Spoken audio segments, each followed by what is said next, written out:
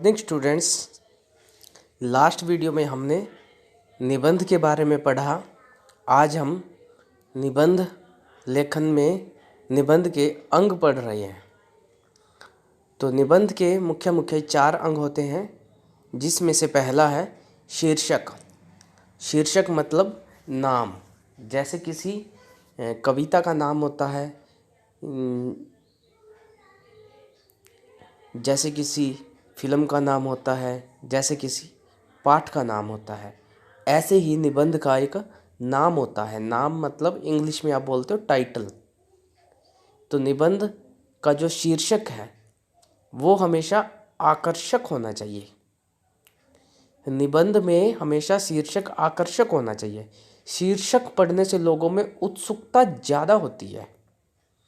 मतलब कि शीर्षक जितना ज़्यादा आकर्षक होगा, निबंध पाठकों को उतना ही अपनी तरफ पढ़ने के लिए प्रेरित करेगा। सेकंड है प्रस्तावना, जिसे हम भूमिका भी कहते हैं। कोई भी निबंध लिखते हैं तो दूसरे नंबर पर हम भूमिका लिखकर अंडरलाइन करके नीचे की अगली लाइन से उसके बारे में लिखना शुरू करते हैं। निबंध में सबसे श्रेष्ठ प्रस्तावना होती है। भूमिका नाम से भी इसे जाना जाता है। निबंध की शुरुआत में हमें किसी भी प्रकार की स्तुति, श्लोक या उदाहरण से करते हैं तो उसका अलग ही प्रभाव पड़ता है। इसके कहने का मतलब ये है कि हम भूमिका लिखने से पहले कोई 2 पंक्तियां लिख देते हैं किसी प्रसिद्ध कवि की, उस निबंध से मिलती जुलती। वो पंक्तियां उस निबंध के मुख्य भाव को प्रकट कर रही होती हैं। तो इससे निबंध में एक विशेष आकर्षण पैदा हो जाता है। तीसरा है विषय विस्तार। इसमें क्या होता है कि हम जिस विषय पर, टॉपिक पर निबंध लिख रहे हैं उसका विस्तरण करना, फैलाव, उसके बारे में बहुत सारी जानकारी लिखना। अलग अलग हेडिंग बना के लिख सकते हैं हम इसमें। निबंध में विषय विस्तार का सर्व प्रमुख अंश होता है। इसके अंदर 3 से 4 अनुच्छेदों को अलग अलग पहलुओं पर विचार प्रकट किया जाता है। निबंध लेखन में इसका संतुलन होना बहुत ही आवश्यक है। विषय विस्तार में निबंधकार अपने दृष्टिकोण को प्रकट करते हुए बता सकता है। तो इसमें मुख्य मुख्य बातें क्या आई है कि निबंध लेखन में इसका एक संतुलन होना जरूरी है। मतलब जो बात हम बताना चाहते हैं वो उतने ही शब्दों में हो, अनावश्यक न हो। नेक्स्ट है निबंधकार। निबंधकार कौन है? निबंध को लिखने वाला, और उसके दृष्टिकोण, अपने दृष्टिकोण भी प्रकट कर सकता है। नेक्स्ट है उपसंहार। ये निबंध में सबसे अंत में लिखा जाता है। ये 2 मुख्य आवश्यक तत्व हैं निबंध के, एक भूमिका और दूसरा उपसंहार।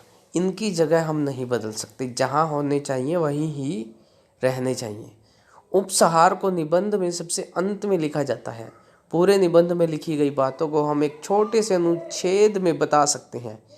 इसके अंदर हम संदेश, उपदेश, विचारों या कविता की पंक्ति के माध्यम से भी निबंध को समाप्त कर सकते हैं। अर्थात इस उपसंहार में हम संपूर्ण निबंध का एक सारगर्भित तत्व लिखते हैं।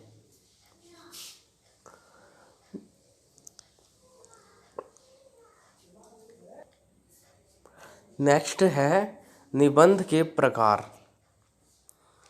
निबंध के प्रकार में हम विस्तृत तरीके से पढ़ रहे हैं। पहला है निबंध 3 प्रकार के होते हैं विषय के अनुसार। ये नीचे लिखा हुआ है आपके PDF फाइल में, आप वहाँ से देख कर लिख सकेंगे। तो निबंध के 3 प्रकार हैं, जिसमें से पहला है वर्णनात्मक निबंध। वर्णनात्मक निबंध क्या है कि हमें किसी घटना के बारे में पता है, उसका हम वर्णन करते हैं, अपने शब्दों में बताते हैं, वो वर्णनात्मक निबंध होते हैं। सजीव या निर्जीव पदार्थ के बारे में जब हम निबंध लेखन करते हैं तब उसे वर्णनात्मक निबंध कहते हैं।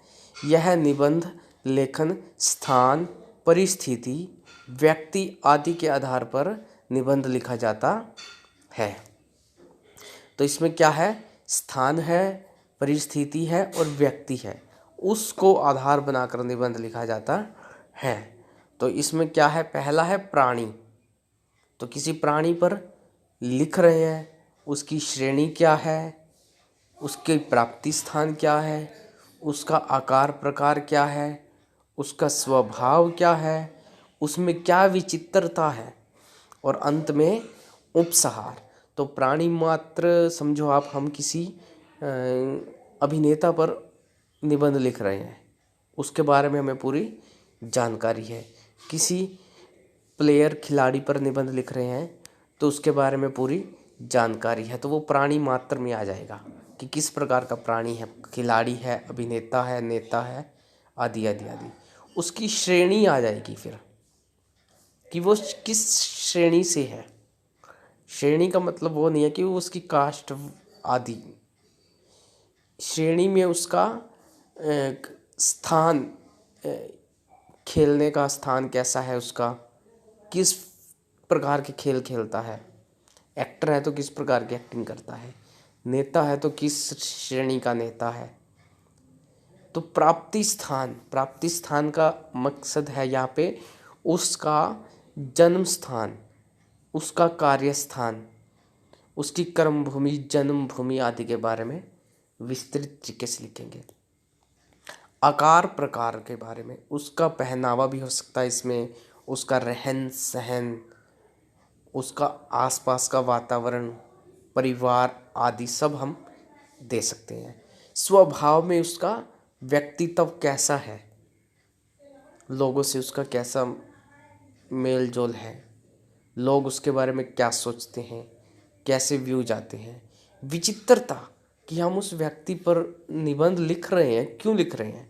बहुत सारे अभिनेता हैं, बहुत सारे नेता हैं, बहुत सारे खिलाड़ी हैं, लेकिन उसी पर क्यों लिख रहे हैं, क्योंकि उसमें कोई विचित्र बात है, कोई अद्भुतता है। और अंत में उपसहार, उपसहार में हम लिख सकते हैं पूरे निबंध का कोई मुख्य तत्व सारांश रूप में। नेक्स्ट मनुष्य, ऊपर प्राणी था, प्राणी मात्र में कोई भी हो सकता है, जीवित प्राणी, जो पहले बात ऊपर आ गई है संजीव या निर्जीव आदि के बारे में। तो प्राणी मानव की बजाय कोई जीव जंतु भी हो सकता है, उस पर निबंध लिख रहे हैं। अब इसमें स्पेसिफिक तरीके से नेक्स्ट जो टॉपिक दिया है मनुष्य, मनुष्य का परिचय दिया जाएगा, उसी तरह किसी खिलाड़ी का, किसी अभिनेता आदि का। उसके बाद उसका प्राचीन इतिहास क्या रहा है, जैसे मानव सभ्यता पर हम निबंध लिख रहे हैं तो कहाँ से शुरू हुई, उससे पहले क्या था इतिहास में, उसकी फिर वंश परंपरा क्या चली, उसकी भाषाएं, धर्म आदि क्या क्या थे। और भी ऐड कर सकते हैं, खान पान, रहन सहन, सामाजिक एवं राजनैतिक जीवन उसका क्या था और क्या है, उसका स्थान लिख सकते हैं। अब नेक्स्ट जो टॉपिक है स्थान, स्थान के बारे में उसकी अवस्थिति, भौगोलिक स्थितियाँ कैसी हैं उस स्थान की, उस पर निबंध लिख रहे हैं। जैसे कि कोई गांव है, उसकी भौगोलिक स्थिति क्या है, किस देश में, किस राज्य में, किस जिले में, किस ब्लॉक में वो स्थित है, उसका नामकरण कैसे हुआ, उसका इतिहास क्या है, उस गांव की जलवायु कैसी है, मौसम कैसे हैं, फसलें कैसी हैं, ये हम दे सकते हैं। शिल्प, उस गांव के लोग कैसे काम करते हैं, उसका मुख्य शिल्प क्या है, व्यापार क्या है, जाति धर्म क्या है, और उस गांव में दर्शनीय स्थान क्या है। और उसके बाद उपसहार, उसी तरह ऊपर जितने भी हेडिंग्स लिखे हैं उनका सारांश लिख सकते हैं। दूसरा है विवरणात्मक निबंध। इस निबंध में हम ऐतिहासिक, पौराणिक या फिर आकस्मिक घटनाओं पर जब हम निबंध लेखन लिखते हैं उसे विवरणात्मक निबंध कहते हैं। यह निबंध लेखन यात्रा, मैच, ऋतु आदि पर लिखे जा सकते हैं। तो विवरण देना किसी घटना का, ऐतिहासिक घटना का, पौराणिक स्थिति का और अचानक कोई घटना घटी हो उसका विवरण देना, ये निबंध कहलाते, विवरणात्मक निबंध कहलाते हैं। तो इसको हम विवरणात्मक निबंध में क्या क्या लिखते हैं? मैच, यात्रा, ऋतु आदि पर लिख सकते हैं। जैसे ऋतु है, हमें जानकारी है उसकी पूरी, किसी मैच को हमने देखा, उसका विवरण दे सकते हैं कि उस मैच में कितने खिलाड़ी थे, कैसा रहा मैच, किस खिलाड़ी ने कितने अंक, रन बनाए आदि, कितने गोल किए। हम किसी यात्रा पर गए, उस यात्रा का पूरा विवरण लिख सकते हैं कि हमने क्या क्या अनुभव किया, क्या नया देखा आदि आदि। तो इसमें हम क्या देंगे? ऐतिहासिक घटना का समय और स्थान, ऐतिहासिक पृष्ठभूमि, कारण और फलाफल। फलाफल का मतलब है उसका निदान, उपाय और उसके रिजल्ट्स क्या रहे आदि आदि आदि। नेक्स्ट है इष्ट, अनिष्ट और मंतव्य। मतलब कि कोई घटना घटी, ऊपर वाला था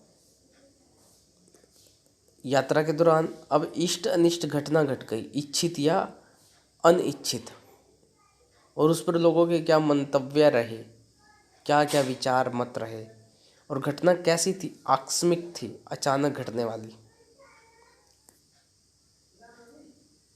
परिचय देना होगा, उसकी तारीख, स्थान और कारण, विवरण, फिर उसकी फुल डिटेल, और अंत में उसका क्या फलाफल रिजल्ट आया,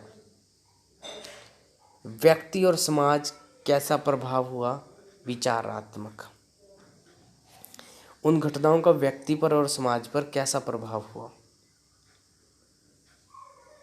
ये विवरणात्मक निबंधों के कुछ पॉइंट्स हैं।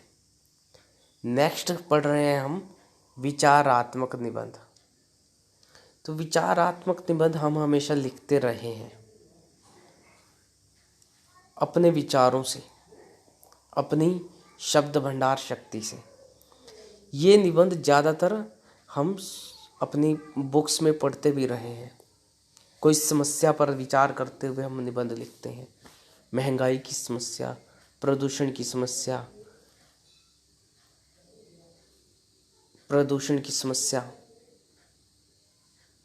जनसंख्या वृद्धि, इस प्रकार की हजारों समस्याएं आ जाती हैं।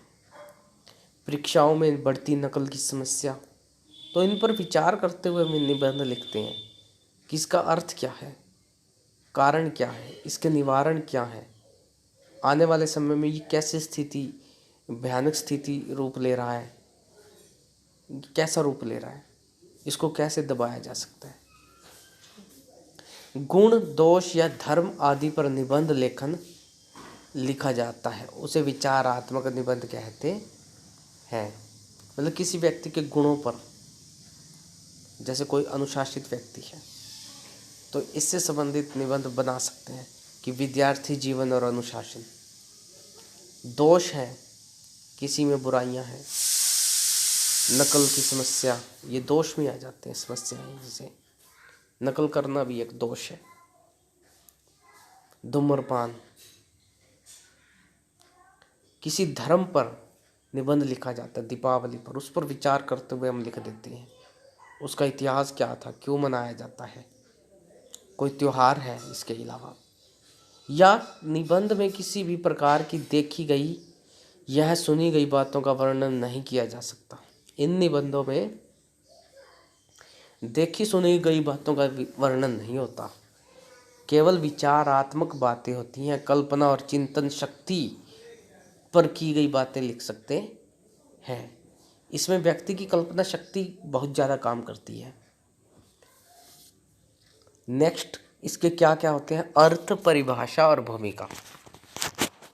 किसी विषय पर लिख रहे हैं विचार करते हुए, पहले उसका अर्थ बताना होगा, उसकी एक डेफिनेशन होगी, फिर उसकी भूमिका होगी, सार्वजनिक या सामाजिक, कि उसका समाज में क्या उसका स्थान है, समाज पर उसके क्या प्रभाव है, उसका स्वाभाविक स्वभाव कैसा है, कारण क्या है, फिर उसकी तुलना की जाएगी किसी से।